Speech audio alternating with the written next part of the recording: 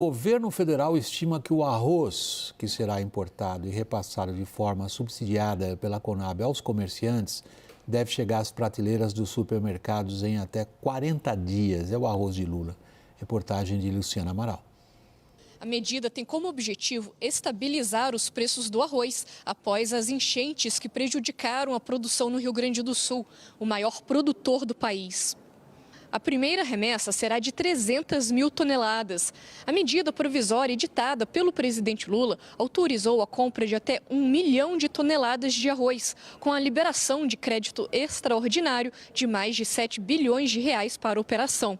Segundo o ministro da Agricultura, Carlos Favaro, o produto, vindo da Tailândia, foi adquirido antes da redução de tributos anunciada pelo governo, mas ajudará na estratégia de retomada dos preços após as enchentes que atingiram o Rio Grande do Sul. Que depende muito quem será o vendedor. Se a gente for comprar da Ásia, demora um pouquinho mais para chegar. O arroz vai chegar com a embalagem com preço destinado, porque tem uma subvenção do governo. O governo está fazendo isso para controlar o exagero de preço, a especulação financeira de 30%, 40% em 30 dias. Não é concebível uma situação como essa, e ele deve chegar nas gôndolas dos supermercados, eu acredito, a partir de 30, 40 dias já está chegando. Nesta quarta-feira, o governo publicou um edital que estipula o prazo de 90 dias para a compra de arroz sem tributos de importação, que chegam a 12%. O governo espera, com isso, conseguir melhores preços e garantir o abastecimento pleno do produto.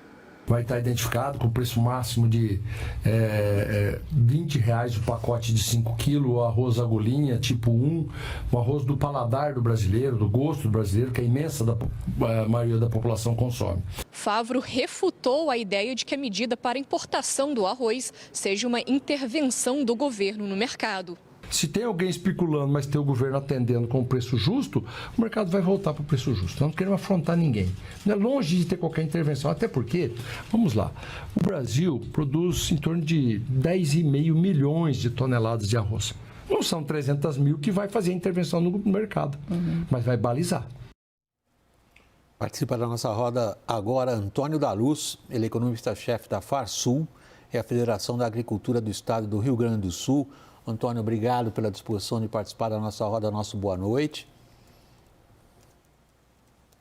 Boa noite, William, Thaís, Caio, Daniel. Prazer estar com vocês. Afinal, esse arroz importado ajuda ou atrapalha no Rio Grande do Sul? Bom, eu fico muito feliz de falar aqui com vocês com a presença da Thaís Herédia, porque antes das enchentes, a Thaís fez uma reportagem falando da intenção do governo em intervir numa série de preços, dentre eles alguns alimentos.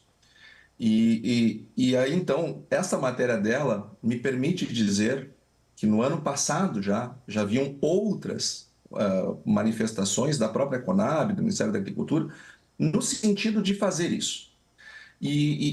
O primeiro problema, que é um aspecto até cruel, é usar as enchentes no Rio Grande do Sul como mote, como gatilho de fazer algo que já queria se fazer, que é uma intervenção nos preços. E dizendo com isso que para cuidar do abastecimento. Nós nunca tivemos problema de abastecimento de arroz no país, nunca. E não teríamos de novo. Nós tivemos um problema sim, uma rota que passa por Porto Alegre, só que já está resolvida, bem antes dos leilões, diga-se de passagem, bem antes desse arroz chegar lá de fora. Então, nós tivemos uma sucessão de atrapalhadas, William, ao longo desse processo. Atrapalhadas graves do governo. A primeira delas, quando ele anuncia um leilão, com medo que tenha problema de abastecimento ou coisa do tipo, usando as enchentes como mote, muitas pessoas saíram desesperadas atrás de arroz. E não foram pessoas que ganham salário mínimo. Pessoas que ganham salário mínimo não têm condições de fazer estoque na sua casa. É classe média, média alta, compraram arroz, tem gente que comprou arroz até para o final do ano. É lógico que isto gera uma demanda enorme, é natural que hajam alguns desabastecimentos pontuais e o preço suba para o consumidor. E se o governo diz que vai fazer um leilão com 1 milhão de toneladas, é óbvio que o preço no Mercosul inteiro subiu 30%. Então, quem está fazendo a especulação é o governo. Quem está fazendo uma atrapalhada atrás da outra que interfere no nível de preços que o consumidor paga, é o governo, para sustentar uma política que tem como único objetivo, no ano eleitoral, entregar um arroz tabelado com o selo do governo. Então, são medidas absolutamente lamentáveis. Eu não esperava, sinceramente, na minha vida profissional, ver tabelamento de preços acontecendo de novo no Brasil. Imagina você, William, um produtor rural, uma indústria brasileira, tentando competir com arroz a R$4. A gente não vende arroz a R$4 porque não tem como vender a R$4. É impossível produzir e chegar no consumidor a R$4. Não tem como. Só que, imagina, as pessoas precisam pagar suas contas e vão minimizar prejuízo. Aí começa a produzir, vender ao preço que der, para conseguir empatar com esse do governo. Indústria começa a ter prejuízo, produtor começa a ter prejuízos, indústrias começam a quebrar, produtores começam a desistir de produzir o arroz, começam a produzir outras coisas. Aí sim, a gente começa a ter um medo, uma preocupação com o abastecimento a partir dos próximos anos. Aliás, não faz muito tempo a Argentina fez isso e gerou desabastecimento. Não faz muito tempo a Venezuela fez isso e gerou desabastecimento, porque nós, economistas, sabemos desde o século XVIII, dentro da ciência, que é uma coisa tão defendida no Brasil, século XVIII, século XIX, século XX, nós temos uma vasta literatura mostrando como é que terminam esse tipo de política. Sempre mal e sempre prejudicando o consumidor, sobretudo o mais pobre. Antônio, deixa eu passar a palavra aos outros participantes. Thaís, você quer começar? Não, acho que a gente pode ouvir dos meninos sobre a política, eu acho que é mais interessante. Vamos começar pelo menino Caio. Esse episódio do arroz, eu acho que ele se junta também à questão do emprego e uma dissonância entre Brasília e Porto Alegre, no caso do combate aos malefícios que as enchentes têm causado, para além das mortes e das perdas todas das pessoas, e principalmente ideologia em política pública. Né? Ali tem uma ideologização clara, na minha percepção, também de uma entrada e de se aproveitar de um momento, porque esse movimento está acontecendo em outros níveis no Rio Grande do Sul também. Ontem a gente falou um pouco sobre isso, a forma como o próprio PT está aproveitando a calamidade toda justamente para reacender um debate sobre reestatização de privatizações que foram feitas no estado do Rio Grande do Sul. Eu acho que todos os movimentos casam. E a origem, a meu ver, é que a União e o governo do estado têm visões diferentes sobre como agir. Chama oportunismo isso, né? Mais ou menos. Separando em duas partes, a parte ali da divulgação do selo da Conab e do rótulo ali do governo no arroz tabelado, me faz lembrar muito o método kirchnerista de estipular precios justos ou carne para todos ou produtos para todos devidamente marcados. Isso realmente não traz lembranças muito boas. Na questão da política para o arroz em si, uma pessoa do governo me lembrava que já desde a virada do ano, o presidente Lula vinha demonstrando incômodo com os preços do arroz. E já havia comentado isso, já havia pedido medidas para, independentemente do Rio Grande do Sul, nada tinha acontecido para lidar com a questão. E claro que isso volta com muita força com as inundações. Só para lembrar que a gente está, às vésperas, muito próximo de ter um novo plano safra, e o que se comenta é que também haveria medidas para tentar estimular a produção também fora do Rio Grande do Sul, que hoje corresponde a 70% da produção nacional. E aí eu pergunto para o Antônio, será que nós temos condições de expandir a produção de arroz para outros lugares que não o Rio Grande do Sul, até para diminuirmos um pouco a exposição ao risco climático que anda tão grande? Daniel, nós temos uma condição geográfica que nos facilita, nos favorece a produção de arroz. Além do mais, a gente faz isso há mais de 100 anos no estado do Rio Grande do Sul. Outros estados também produzem arroz. Agora, produzir arroz é caro, é muito complicado, dá muito mais trabalho do que produzir soja, do que produzir milho, do que produzir outros grãos. E o Brasil, ele tem as suas vocações regionais por uma série de razões. Outros estados já foram incentivados em governos anteriores do presidente Lula a produzir mais arroz. E nós vimos no que deu. Houve quebradeiras, excessos de oferta de toda ordem, porque nós temos as vantagens comparativas e nós precisamos respeitar as vantagens comparativas. Quer incentivar a produção em outro lugar? Incentiva, mas vai incentivar como? É com dinheiro público. Será que esse dinheiro público, que tem um custo de oportunidade de estar num outro lugar, não poderia incentivar uma produção maior ainda? Por exemplo, o governo vai gastar 6,7 bilhões só nessa última medida provisória, que está nos doendo isso, tá? Esse ponto que vocês tocaram agora está nos doendo muito, porque a gente sabe o que a gente está passando aqui. E não tem espaço para fazer politicagem em cima da dor do que nós estamos sentindo aqui. Isso é até desrespeitoso. Aí o governo pega e coloca 6,7 bi numa medida para enchente para ficar fora da meta. Para ficar fora da meta fiscal. Que, aliás, é bom todos os analistas e economistas, todo mundo que se envolve com a economia, olhar o que está acontecendo com essa medida na questão fiscal brasileira. Aí se tira lá aquele gasto da meta para poder gastar como se fosse para fazer um bem para enchente, que não tem nada a ver com esse negócio. Aí nós vamos pegar esses 6,7 bilhões, se o governo tivesse posto em seguro rural no ano passado, nós não estaríamos discutindo problemas de enchente no agronegócio.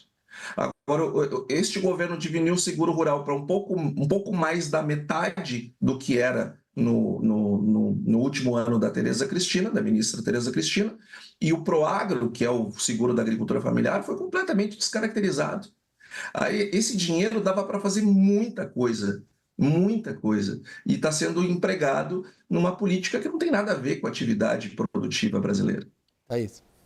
William, essa história ela tem problema para todo lado, né? A decisão do governo, assim, inédita, de fazer uma operação completa. O governo quer importar, embalar, e segundo informações do próprio governo, esse arroz já vem embalado, então manda a embalagem para onde quer que ele vá comprar, da Tailândia, da Ásia, porque brigou aqui com os produtores do Mercosul, que disseram que foram especuladores, manda embalagem, então já chega aqui e o próprio governo se encarrega de fazer a distribuição para a venda direta e pode ser mercado, hipermercado. Quando essa ideia surgiu, o governo tinha separado 400 milhões de reais para vender apenas em mercados pequenininhos que tivessem no máximo 5 pontos de caixa. Agora até hipermercado vai poder vender. O Brasil já vende hoje mais ou menos entre 50 e 60 marcas de tipos de arroz, entre marcas e tipos diferentes de arroz. E aí vai chegar esse arroz que vem da Ásia, que é um arroz diferente daquele que o brasileiro consome. Até o Antônio me chamou a atenção para isso na conversa que tivemos essa semana, conversei com outros agricultores. Nessa operação extremamente complexa de 7 bilhões de reais, quer dizer, passou de 416 milhões de reais para 7,2 bilhões de reais para comprar uma tonelada de arroz. E para dar conta de fazer toda a operação, uma coisa que a Conab também nunca fez. Então, o Brasil não tem a expertise, não tem o espaço fiscal para isso, não é para o Rio Grande do Sul, como o Antônio está nos dizendo aqui, é contra o produtor, que não dá conta de chegar nesse preço de R$4 o quilo, né? Então, até agora eu não consegui entender, assim, né? Talvez o governo precisasse ser um pouco mais transparente, dizer, olha, o nosso objetivo é esse, porque, assim, para garantir abastecimento, não é. Para garantir preço mais barato, pode até ser, mas é que nem as brusinhas, garante que os produtores da Tailândia e da Ásia ganhem, mas o produtor do Brasil, especialmente do Sul, vai perder. Caio, a gente assistiu na reportagem... Aí, se me permite... Claro, Antônio, prossiga. Se me permite trazer um ponto importante sobre esse arroz, tá? O arroz asiático é um arroz bem diferente do que o brasileiro está acostumado a comer. É bem mais barato, mas também a qualidade é bem inferior do que o brasileiro está acostumado. Além do mais, ele é produzido em condições ambientais que, se nós fizéssemos aqui, provavelmente o pessoal ia preso. E terceiro lugar, lá são usados produtos defensivos que aqui são proibidos. Então, esse produto, ele vai chegar aqui, se é esse arroz que o brasileiro quer comer, a gente consegue chegar nos R$4. Só que não é esse o arroz que o brasileiro quer comer.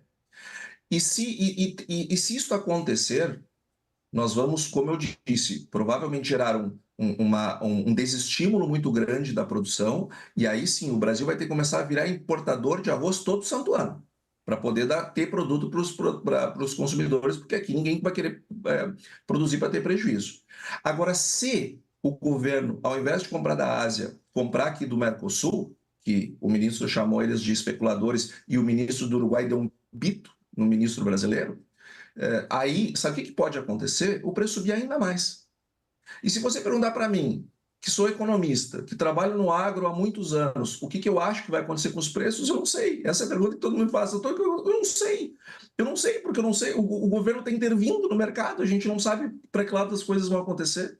Deixa eu ver E o tabelamento do arroz é só o início. Hoje o arroz é meu sabão em pó. Deixa eu ver só um ponto, Antônio, que me parece essencial para a gente encerrar essa parte da nossa conversa pelo Caio. A gente viu a defesa que o ministro fez na reportagem do nosso colega apresentada inicialmente, antes do início da nossa conversa. O ministro da Agricultura, Fávaro, que é o elo de ligação entre Lula 3 e setores importantes do agro, vai lá e defende o que o governo está fazendo. O que isso vai criar? A gente vê um setor do agro importante, que é esse que o Antônio representa no Sul, completamente avesso ao que o ministro foi lá e defendeu em público. E aí? William, o governo Lula já vinha, via ministro Carlos Fávaro, tentando construir uma retomada de relações do presidente da República em nível pessoal até. Eu digo mais do que o governo, porque o governo tem uma relação, Carlos Fávaro é jeitoso, a última, vamos dizer assim, sacada do ministro para essa relação foi promover encontros no Palácio da Alvorada, churrasco, dividido por setores. Então, o setor de frutas, essa semana, se não me engano, foi proteína. Então, tem havido isso, né? E tem uma grande meta do próprio ministro de que o Lula vá, em algum momento, até 2026, no AgriShow, né? Que ali vai estar no território inimigo, vamos dizer assim, entre aspas, né? Ribeirão Preto, uma região muito bolsonarista e por aí vai. Com medidas como essa, pelo relato até de uma federação forte, como é para o setor, a Federação do Rio Grande do Sul, isso atravanca um pouco, né? Essa tentativa de reconstrução de pontes. Eu coloco sempre a questão do AgriShow, porque eu acho que é o grande símbolo.